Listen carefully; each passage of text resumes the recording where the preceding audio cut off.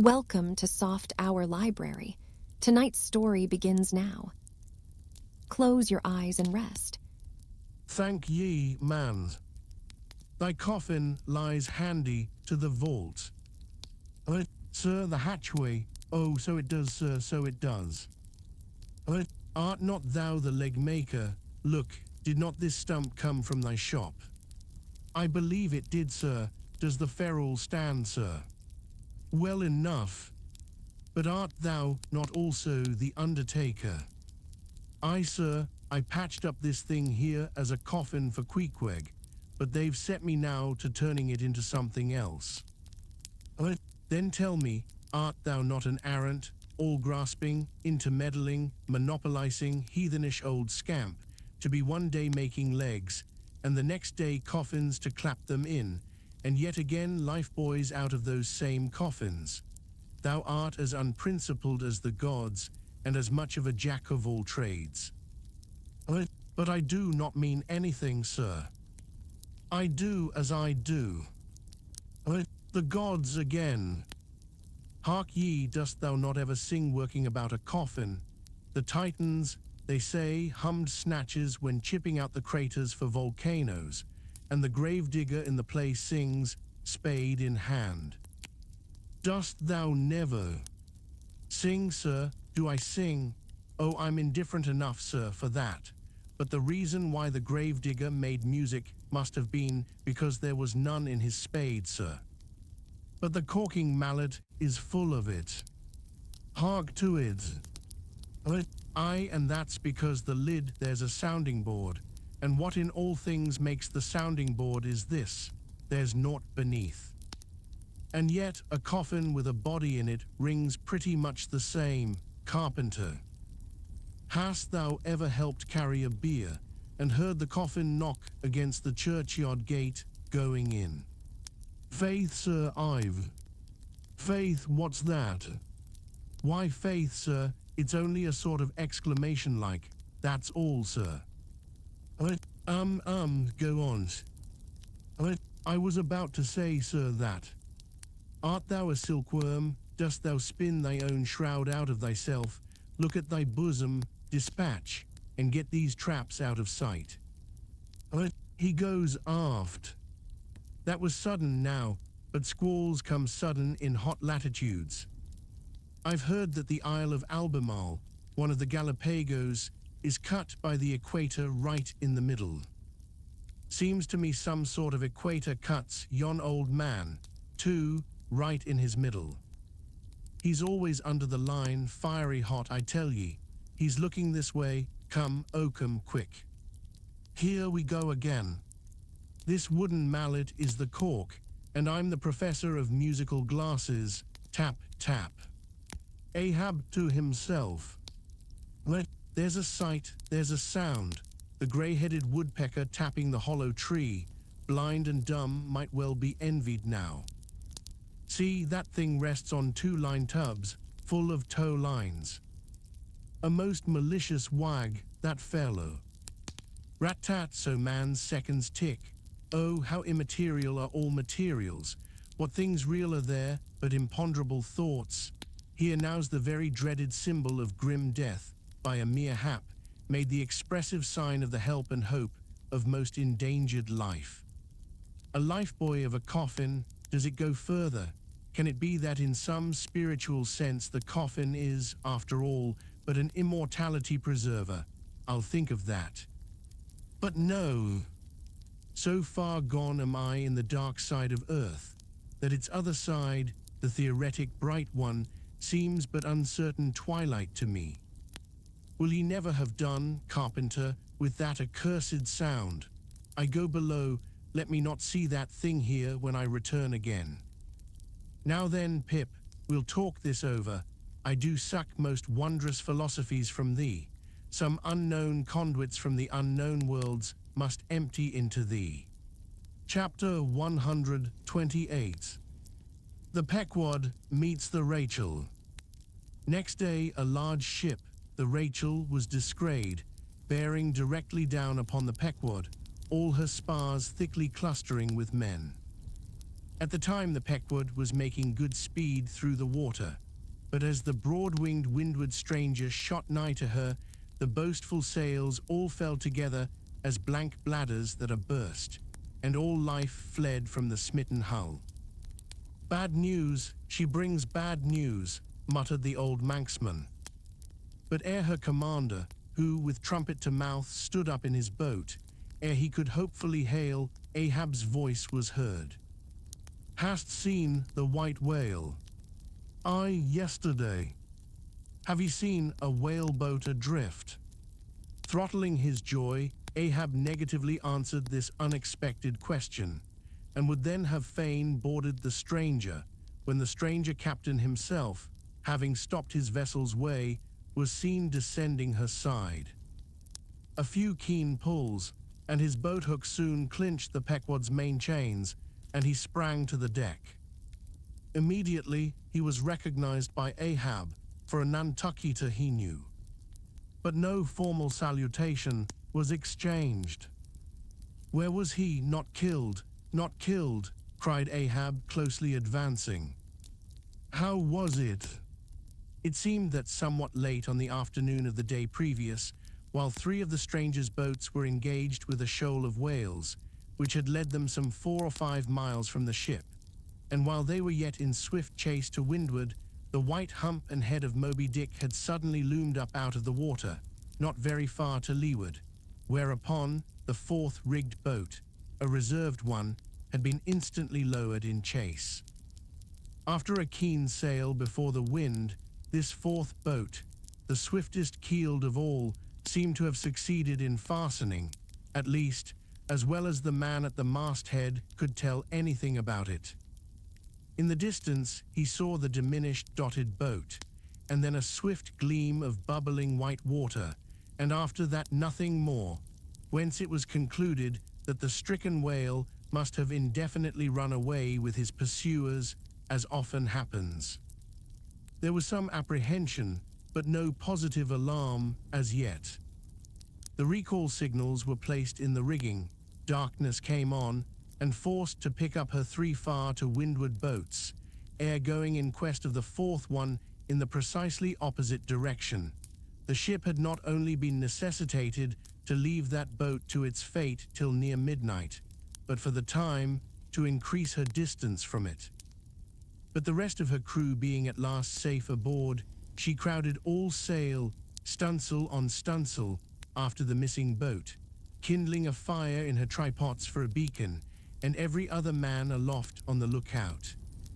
But though when she had thus sailed a sufficient distance to gain the presumed place of the absent ones when last seen, though she then paused to lower her spare boats to pull all around her, and not finding anything, had again dashed on, again paused and lowered her boats, and though she had thus continued doing till daylight, yet not the least glimpse of the missing keel had been seen.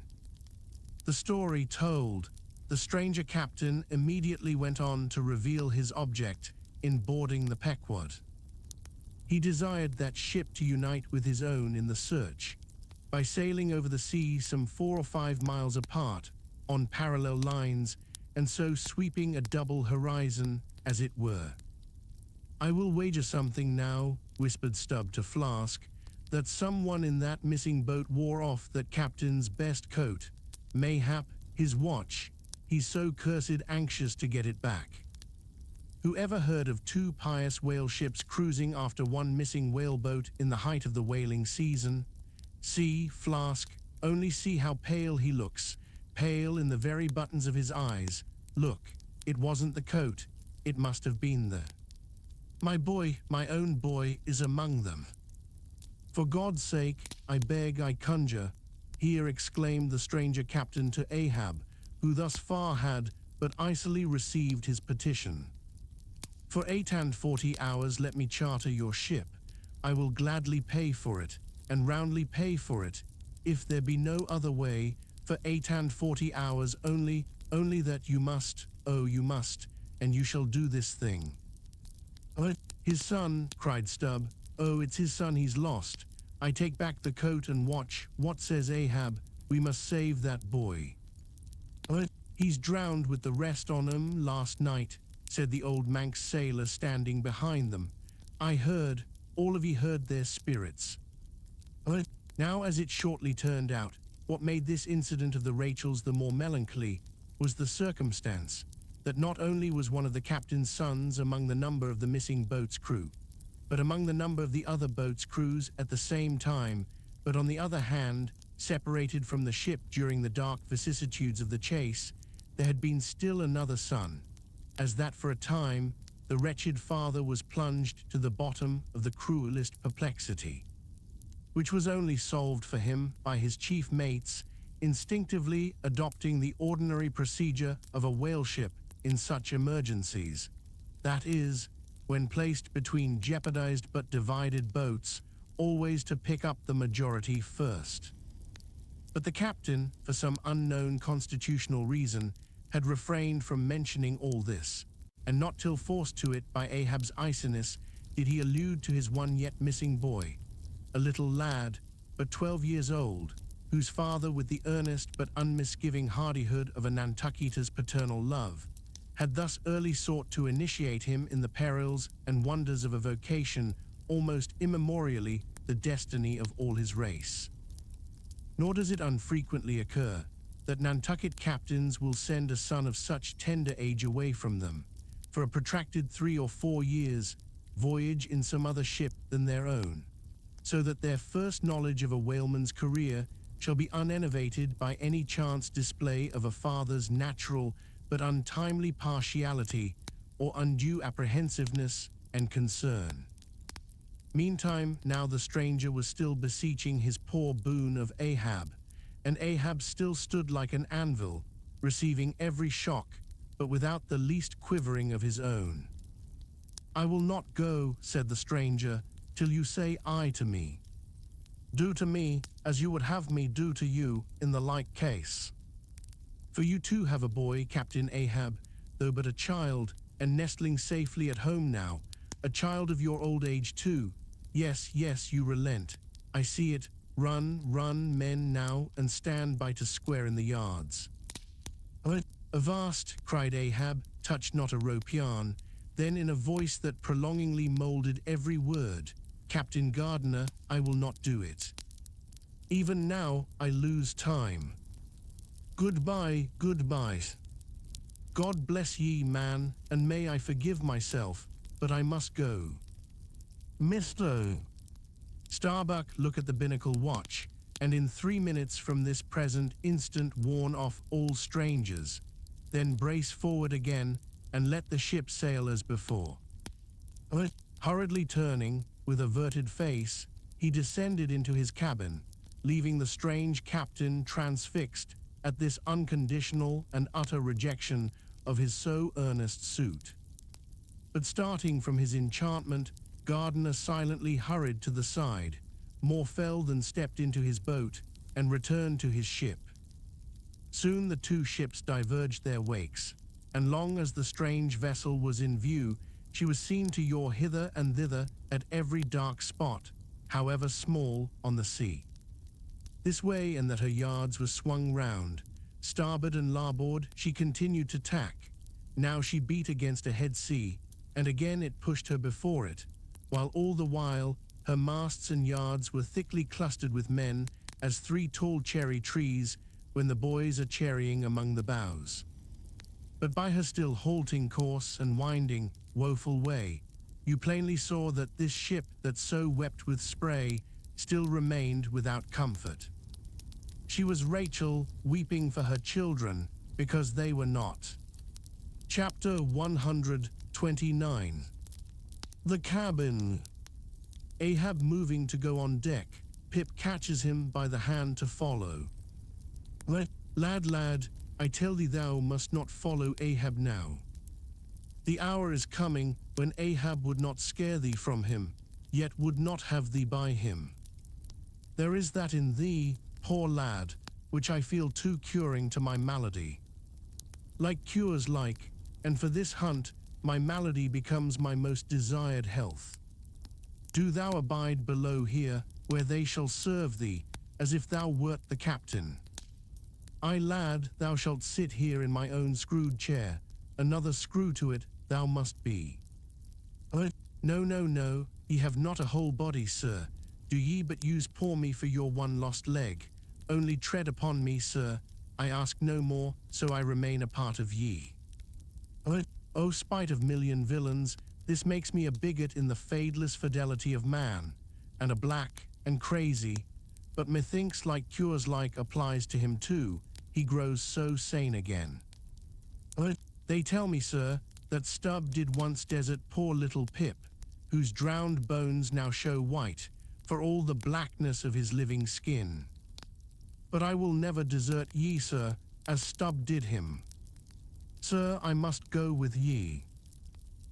If thou speakest thus to me much more, Ahab's purpose keels up in him.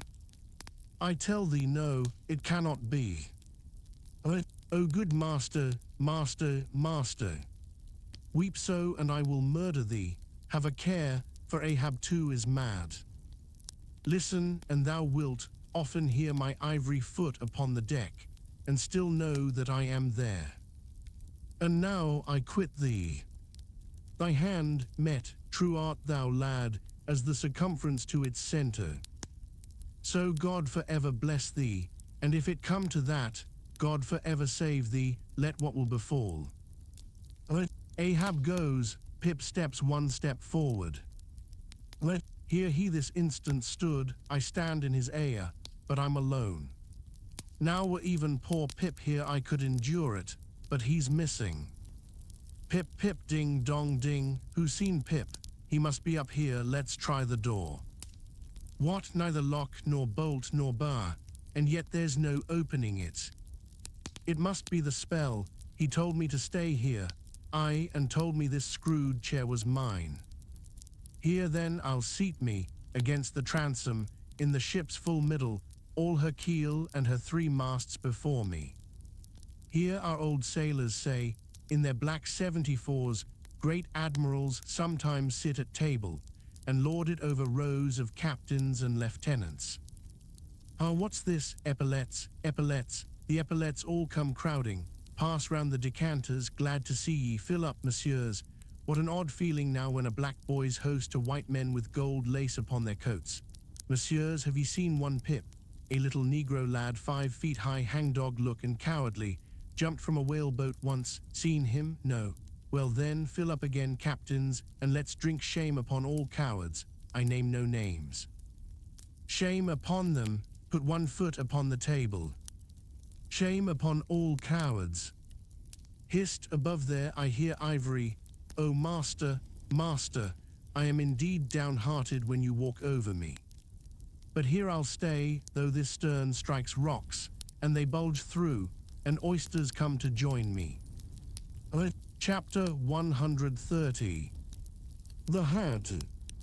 And now that at the proper time and place, after so long and wide a preliminary cruise, Ahab, all other wailing waters swept, seemed to have chased his foe into an ocean fold, to slay him the more securely there, now that he found himself hard by the very latitude and longitude where his tormenting wound had been inflicted. Now that a vessel had been spoken which on the very day preceding had actually encountered Moby-Dick, and now that all his successive meetings with various ships contrastingly concurred to show the demoniac indifference with which the white whale tore his hunters, whether sinning or sinned against. Now it was that there lurked a something in the old man's eyes, which it was hardly sufferable for feeble souls to see. As the unsetting polar star, which through the livelong Arctic 6 months, night sustains its piercing, steady, central gaze, so Ahab's purpose now fixedly gleamed down upon the constant midnight of the gloomy crew. It domineered above them so that all their bodings, doubts, misgivings, fears were fain to hide beneath their souls, and not sprout forth a single spear or leaf. In this foreshadowing interval too, all humour, forced or natural, vanished. Stubb no more strove to raise a smile, Starbuck no more strove to check one. Alike joy and sorrow, hope and fear, seemed ground to finest dust, and powdered for the time in the clamped mortar of Ahab's iron soul. Like machines, they dumbly moved about the deck, ever conscious that the old man's despot eye was on them. But did you deeply scan him in his more secret confidential hours, when he thought no glance but one was on him? Then you would have seen that even as Ahab's eyes so awed the crew's, the inscrutable Parsee's glance awed his, or somehow, at least, in some wild way, at times affected it. Such an added, gliding strangeness began to invest the thin Fedallah now. Such ceaseless shudderings shook him, that the men looked dubious at him, half uncertain, as it seemed, whether indeed he were a mortal substance, or else a tremulous shadow cast upon the deck by some unseen being's body. And that shadow was always hovering there. For not by night, even, had Fedallah ever certainly been known to slumber or go below. He would stand still for hours, but never sat or leaned. His one but wondrous eyes did plainly say, "We two watchmen never rest." Nor at any time, by night or day, could the mariners now step upon the deck, unless Ahab was before them, either standing in his pivot hole or exactly pacing the planks between two undeviating limits, the mainmast and the mizzen, or else they saw him standing in the cabin scuttle, his living foot advanced upon the deck, as if to step, his hat slouched heavily over his eyes, so that however motionless he stood, however the days and nights were added on, that he had not swung in his hammock.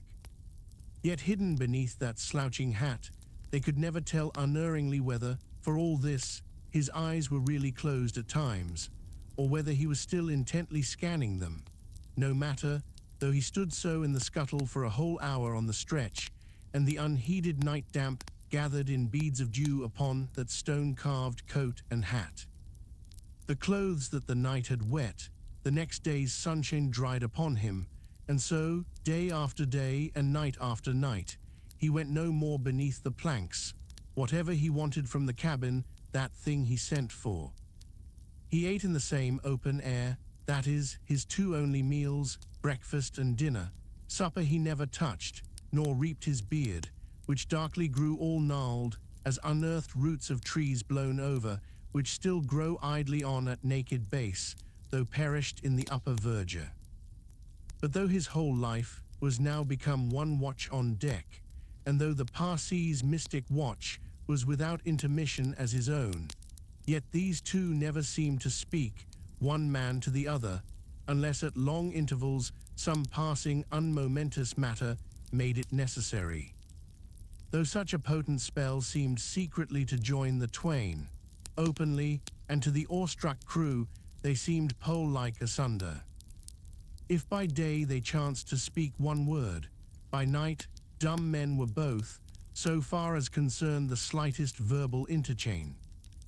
At times, for longest hours, without a single hail, they stood far parted in the starlight, Ahab in his scuttle, the Parsee by the mainmast, but still fixedly gazing upon each other, as if in the Parsee Ahab saw his forthrown shadow, in Ahab the Parsee his abandoned substance.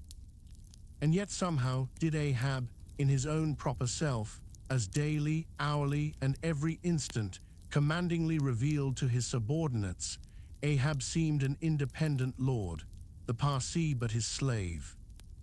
Still again both seemed yoked together, and an unseen tyrant driving them, the lean shades siding the solid rib. For be this Parsee what he may, all rib and keel was solid Ahab. At the first faintest glimmering of the dawn, his iron voice was heard from aft, man the mastheads, and all through the day, till after sunset and after twilight, the same voice every hour at the striking of the helmsman's bell was heard, "What d'ye see? Sharp, sharp." But when 3 or 4 days had slided by, after meeting the children seeking Rachel, and no spout had yet been seen, the monomaniac old man seemed distrustful of his crew's fidelity, at least, of nearly all except the pagan harpooneers. He seemed to doubt, even, whether Stubb and Flask might not willingly overlook the sight he sought. But if these suspicions were really his, he sagaciously refrained from verbally expressing them, however his actions might seem to hint them. "I will have the first sight of the whale myself," he said. Ahab must have the doubloon, and with his own hands he rigged a nest of basketed bowlines, and sending a hand aloft with a single sheaved block to secure to the mainmast head, he received the two ends of the downward reeved rope, and attaching one to his basket, prepared a pin for the other end in order to fasten it at the rail.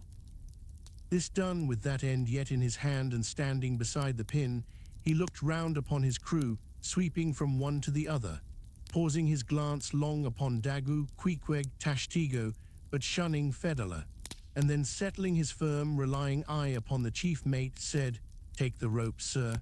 I give it into thy hands, Starbuck." Then arranging his person in the basket, he gave the word for them to hoist him to his perch, Starbuck being the one who secured the rope at last, and afterwards stood near it. And thus, with one hand clinging round the royal mast, Ahab gazed abroad upon the sea for miles and miles, ahead, astern, this side, and that, within the wide expanded circle commanded at so great a height. When in working with his hands at some lofty, almost isolated place in the rigging, which chances to afford no foothold, the sailor at sea is hoisted up to that spot, and sustained there by the rope. Under these circumstances, its fastened end on deck is always given in strict charge to some one man who has the special watch of it. Because in such a wilderness of running rigging, whose various different relations aloft cannot always be infallibly discerned by what is seen of them at the deck, and when the deck ends of these ropes are being every few minutes cast down from the fastenings, it would be but a natural fatality if, unprovided with a constant watchman, the hoisted sailor should by some carelessness of the crew be cast adrift and fall all swooping to the sea. So Ahab's proceedings in this matter were not unusual.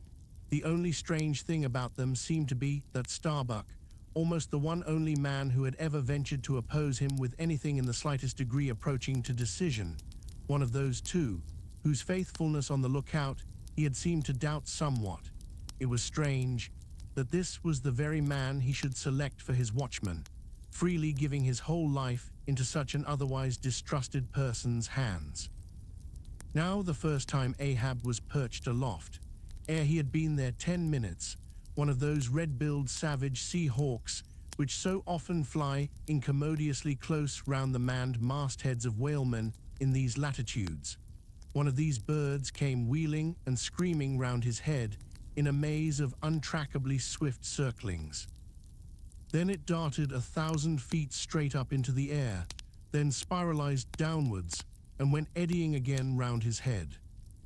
But with his gaze fixed upon the dim and distant horizon, Ahab seemed not to mark this wild bird, nor, indeed, would anyone else have marked it much, it being no uncommon circumstance.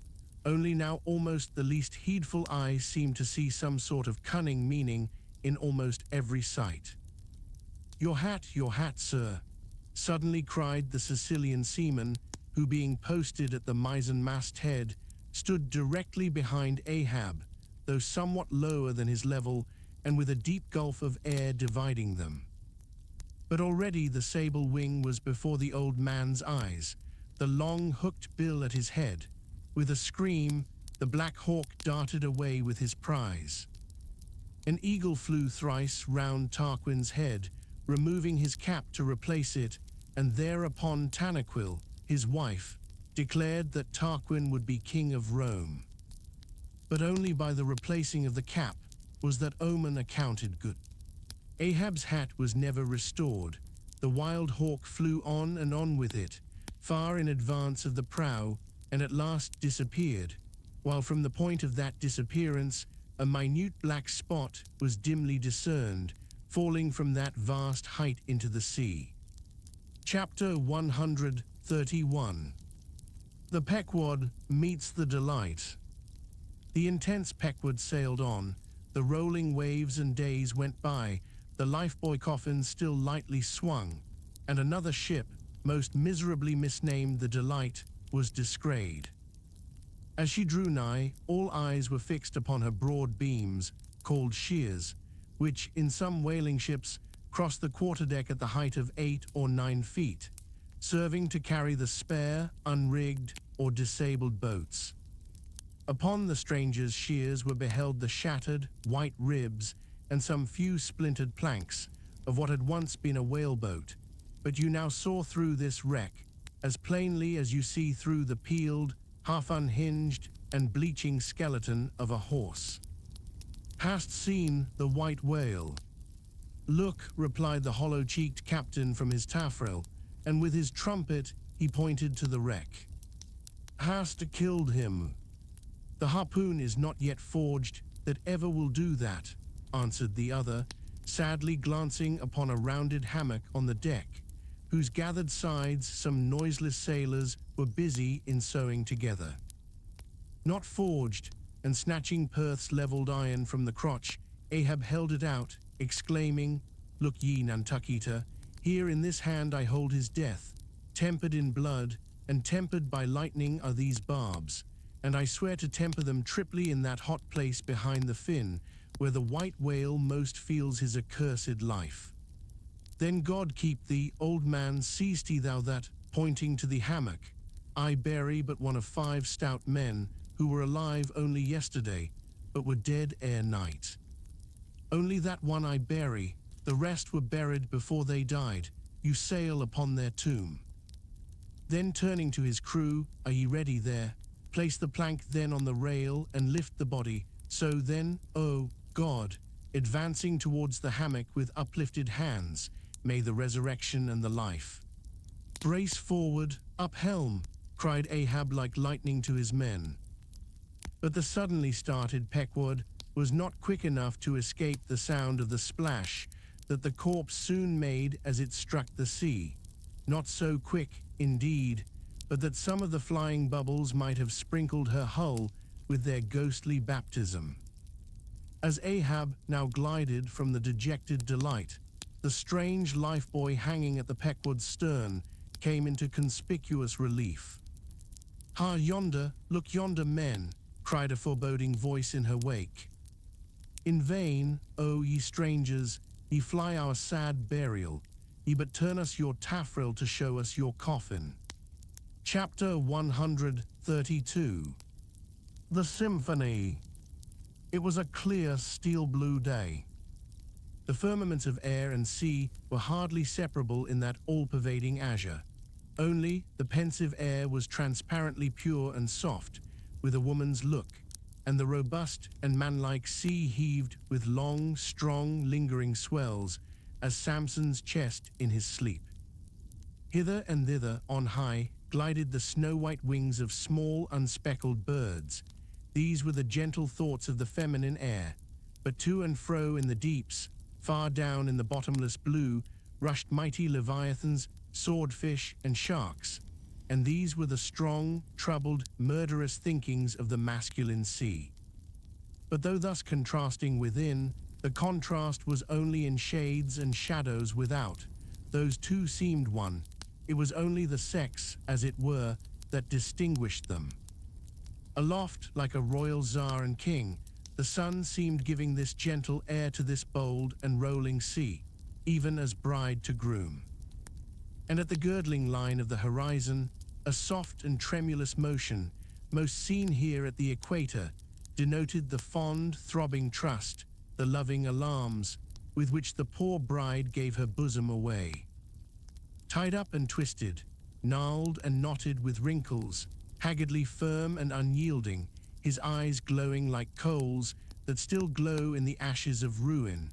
Untottering, Ahab stood forth in the clearness of the morn, lifting his splintered helmet of a brow to the fair girl's forehead of heaven.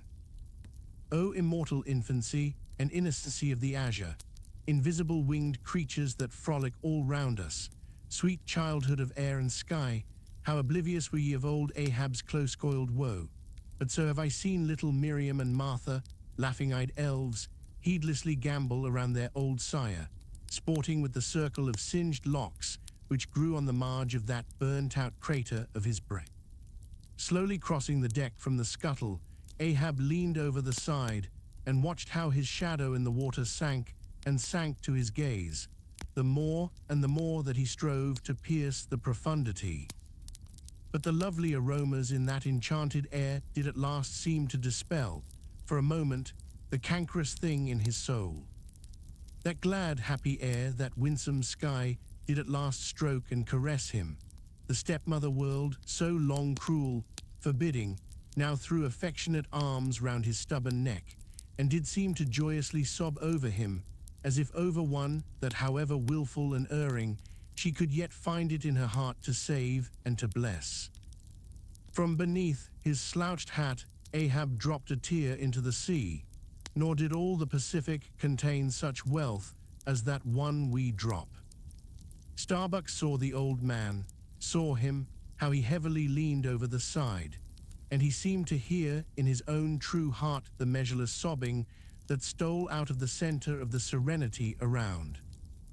Careful not to touch him or be noticed by him, he yet drew near to him and stood there. Ahab turned. Starbuck, sir. Oh, Starbuck, it is a mild, mild wind and a mild-looking sky. On such a day, very much such a sweetness as this, I struck my first whale, a boy harpooner of 18, 40 years ago, 40 years of continual whaling, 40 years of privation and peril and storm time, 40 years on the pitiless sea. For 40 years has Ahab forsaken the peaceful land, for 40 years to make war on the horrors of the deep.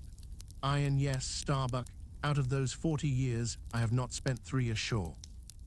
When I think of this life I have led, the desolation of solitude it has been, the masoned, walled town of a captain's exclusiveness, which admits but small entrance to any sympathy from the green country without, oh, weariness, heaviness. Guinea Coast slavery of solitary command, when I think of all this. Only half suspected, not so keenly known to me before, and how for 40 years I have fed upon dry salted fare, fit emblem of the dry nourishment of my soil, when the poorest landsman has had fresh fruit to his daily hand, and broken the world's fresh bread to my mouldy crusts. Away, whole oceans away, from that young girl wife I wedded past 50, and sailed for Cape Horn the next day, leaving but one dent in my marriage pillow, wife, rather a widow with her husband alive. I widowed that poor girl when I married her, Starbuck, and then the madness, the frenzy, the boiling blood and the smoking brow with which, for 1,000 lowerings, old Ahab has furiously, foamingly chased his prey, more a demon than a man. What a 40 years old fool has old Ahab been. Why this strife of the chase? Why weary and palsy the arm at the oar and the iron and the lance?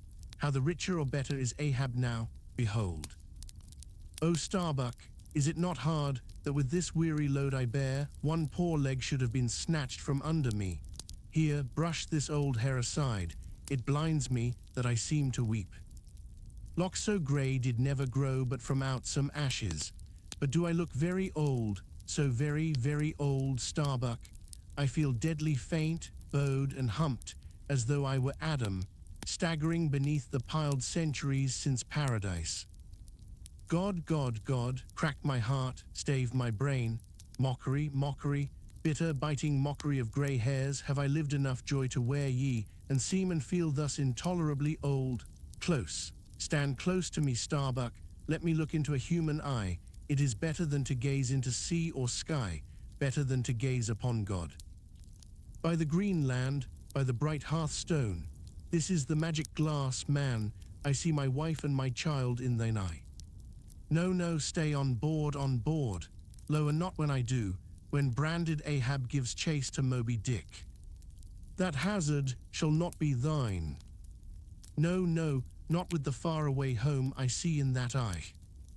Oh, my captain, noble soul, grand old heart after all, why should anyone give chase to that hated fish? Away with me, let us fly these deadly waters, let us home, wife and child too are Starbuck's, wife and child of his brotherly, sisterly, playfellow youth, even as thine, sir, are the wife and child of thy loving, longing, paternal old age.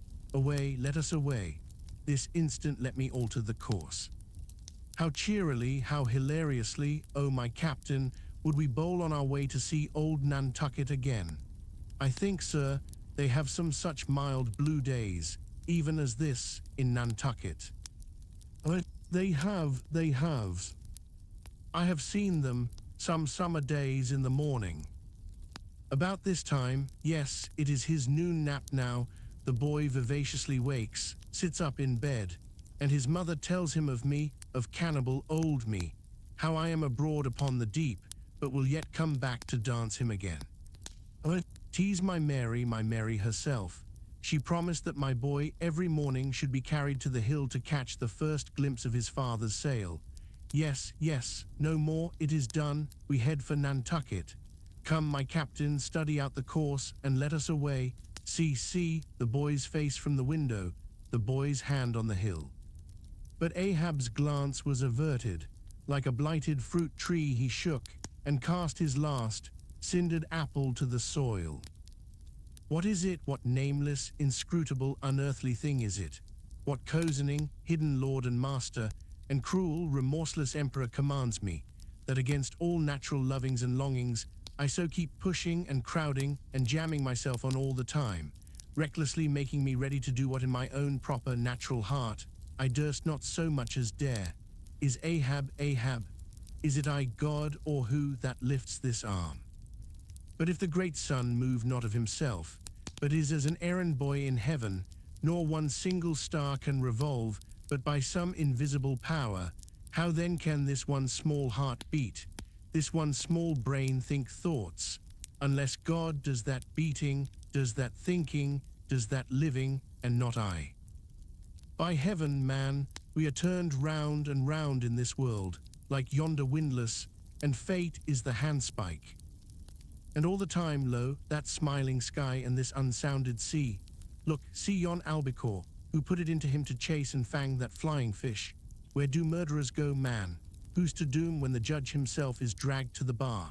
But it is a mild wind and a mild-looking sky, and the air smells now as if it blew from a faraway meadow. They have been making hay somewhere under the slopes of the Andes, Starbuck, and the mowers are sleeping among the new-mown hay. Sleeping, aye, toil we how we may, we all sleep at last on the field. Sleep, aye, and rust amid greenness, as last year's scythes flung down and left in the half-cut swathes, Starbuck. But blanched to a corpse's hue with despair, the mate had stolen away. Ahab crossed the deck to gaze over on the other side, but started at two reflected, fixed eyes in the water there.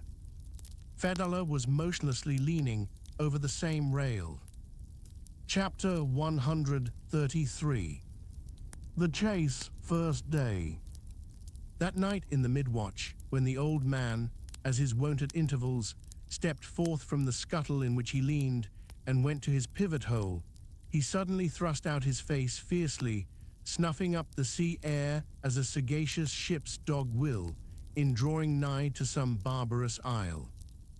He declared that a whale must be near. Soon that peculiar odor, sometimes to a great distance given forth by the living sperm whale, was palpable to all the watch. Nor was any mariner surprised when, after inspecting the compass, and then the dog vane, and then ascertaining the precise bearing of the odor as nearly as possible, Ahab rapidly ordered the ship's course to be slightly altered, and the sail to be shortened. The acute policy dictating these movements was sufficiently vindicated at daybreak by the sight of a long sleek on the sea directly and lengthwise ahead, smooth as oil, and resembling in the pleated watery wrinkles bordering it, the polished metallic-like marks of some swift tide-rip at the mouth of a deep, rapid stream. Man the mastheads, call all hands. Thundering with the butts of 3 clubbed handspikes on the forecastle deck, Daggoo roused the sleepers with such judgment claps that they seemed to exhale from the scuttle, so instantaneously did they appear with their clothes in their hands. "What do you see?" cried Ahab, flattening his face to the sky. Nothing, sir," was the sound hailing down in reply. "T-gallant sails, stunsails, alow and aloft and on both sides. All sail being set, he now cast loose the lifeline, reserved for swaying him to the main royal mast head, and in a few moments they were hoisting him thither, when, while but 2/3 of the way aloft, and while peering ahead through the horizontal vacancy between the main topsail and topgallant sail, he raised a gull-like cry in the air. There she blows, there she blows, a hump like a snow hill, it is Moby-Dick. Fired by the cry, which seemed simultaneously taken up by the 3 lookouts, the men on deck rushed to the rigging to behold the famous whale they had so long been pursuing. Ahab had now gained his final perch, some feet above the other lookouts, Tashtigo standing just beneath him on the cap of the topgallant mast, so that the Indian's head was almost on a level with Ahab's heel. From this height, the whale was now seen some mile or so ahead, at every roll of the sea revealing his high sparkling hump, and regularly jetting his silent spout into the air. To the credulous mariners, it seemed the same silent spout they had so long ago beheld in the moonlit Atlantic and Indian Oceans. "And did none of ye see it before?" cried Ahab, hailing the perched men all around him. "I saw him almost that same instant, sir, that Captain Ahab did, and I cried out," said Tashtigo. "Not the same instant, not the same. No, the doubloon is mine. Fate reserved the doubloon for me. I only, none of ye could have raised the white whale first. There she blows, there she blows, there she blows, there again, he cried in long-drawn, lingering, methodic tones, attuned to the gradual prolongings of the whale's visible jets. "He's going to sound, in stunsails, down topgallant sails, stand by 3 boats. Mr. Starbuck, remember, stay on board and keep the ship. Helm there, luff a point, so steady, man, steady, there go flukes. No, only black water, already the boat's there. Stand by, lower me, mister. Starbuck, lower, quicker," and he slid through the air to the deck. "He is heading straight to leeward, sir," cried Stubb, "right away from us, cannot have seen the ship yet." "Be dumb, man, stand by the braces, hard down the helm, brace up, shiver her, so well that, boats." Soon all the boats, but Starbuck's were dropped, all the boat sails set, all the paddles plying, with rippling swiftness, shooting to leeward, and Ahab heading the onset. A pale, death glimmer lit up Fedallah's sunken eyes, a hideous motion gnawed his mouth. Like noiseless nautilus shells, their light prows sped through the sea, but only slowly they neared the foe.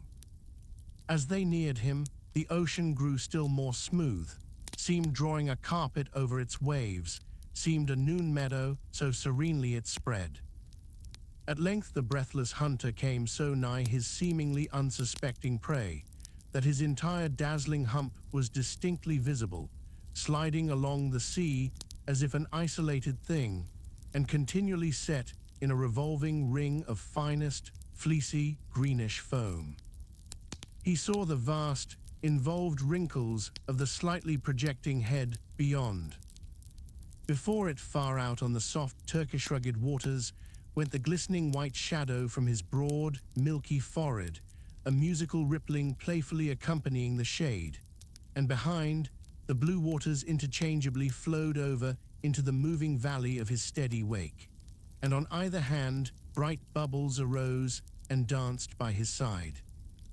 But these were broken again by the light toes of hundreds of gay fowls softly feathering the sea, alternate with their fitful flight, and like to some flagstaff rising from the painted hull of an argosy, the tall but shattered pole of a recent lance projected from the white whale's back, and at intervals one of the cloud of soft-toed fowls hovering, and to and fro skimming like a canopy over the fish, silently perched and rocked on this pole, the long tail feathers streaming like pennons. A gentle joyousness, a mighty mildness of repose in swiftness, invested the gliding whale. Not the white bull Jupiter swimming away with ravished Europa clinging to his graceful horns, his lovely, leering eyes sideways intent upon the maid, with smooth, bewitching fleetness, rippling straight for the nuptial bower in Crete. Not Jove, not that great majesty supreme, did surpass the glorified white whale as he so divinely swam.